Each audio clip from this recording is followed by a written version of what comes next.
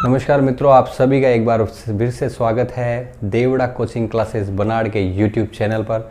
और मैं आपको पढ़ा रहा हूँ राजस्थान मेवाड़ वंश का भाग 1। ठीक है दोस्तों, चलते हैं आगे। मेवाड़ में गुहिल वंश की स्थापना शैलदित्य के पुत्र गुहिलादित्य ने 566 ई में की थी। ये गुहिल वंश जो है वो 566 ईस्वी में कहाँ आ गया था? मेवाड़ में। और किसने की थी? गुहिलादित्य ने। आगे चलते हैं। मेवाड़ का प्राचीन नाम सबको पता है, सीवी, प्रागवाट, मेदपाटन और वर्तमान में इसे क्या कहते हैं? उदयपुर। उदय सिंह जी ने बसाया था। आगे के पार्ट में चर्चा करेंगे। गुहिलों की शाखा थी देखो 24। इसमें से मोस्ट इंपोर्टेंट कौन सी है? मेवाड़ के गुहिल सर्वाधिक राज किया था। ठीक है। उसके बाद देखे मेवाड़ के गुहिल वंश जो थे वो सूर्यवंशी थे। अपन एक अलग से टॉपिक करेंगे राजपूतों की उत्पत्ति। उसके अंदर आपको जिस विद्वान ने राजपूतों की उत्पत्ति बताई है वो सारा टॉपिक कराऊंगा आपको। अभी आप फिलहाल इतना याद रखें, गुहिल वंश जो थे वो सूर्यवंशी हिंदू थे। आगे चलते हैं। मौर्य वंश। अब क्या है कि यहां एंड होता है, उसके बाद में कुछ चर्चा करेंगे मौर्य वंश की। मौर्य वंश के वंशज चित्रांग या चित्रांगद मौर्य ने 7वीं 8वीं शताब्दी में चित्रकूट पहाड़ी मेंसा पठार पर चित्तौड़गढ़ दुर्ग बनाया था भाई।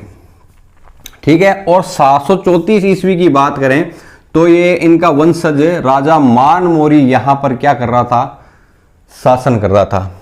और अब बात करते हैं हम बप्पा रावल की। ये प्रथम शासक है अपने मेवाड़ के। और मेवाड़ में गुहिल वंश के वास्तविक संस्थापक जो हैं वो ये हैं।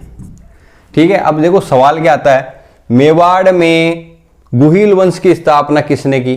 तो कौन कर रहा है? गुहिलादित्य। अगर आपसे पूछे कि गुहिल वंश के वास्तविक संस्थापक कौन थे तो फिर बप्पा रावल। इनका वास्तविक नाम है कालभोज। अब हुआ क्या कि भाई मेवाड़ तो अपना ही था, मौर्य वंश वहां आ गया था, तो क्या करें? तो ये थे हरित ऋषि के शिष्य, वे गाय चराते थे उनकी। तब हरित ऋषि ने कहा कि भाई तुझे राजवंश मिलेगा और तुझे उसके लिए प्रयत्न करना पड़ेगा, मेरा आशीर्वाद है तुझे। तो इनको पता चला कि भाई हमारे जो पूर्वज थे उन्होंने बसाया था और इस पे कौन राजा कर रहा है? भाई राजा मान मौर्य जो है राज कर रहा है। तो इन्होंने 734 में इस मान मौर्य को हराया और हराने के बाद मेवाड़ में गुहिल वंश की वास्तविक स्थापना कर दी। आगे चलते। चित्तौड़ पर अधिकार किया। वह मेवाड़ की राजधानी, फर्स्ट राजधानी कौन सी बन रही है? नागदा।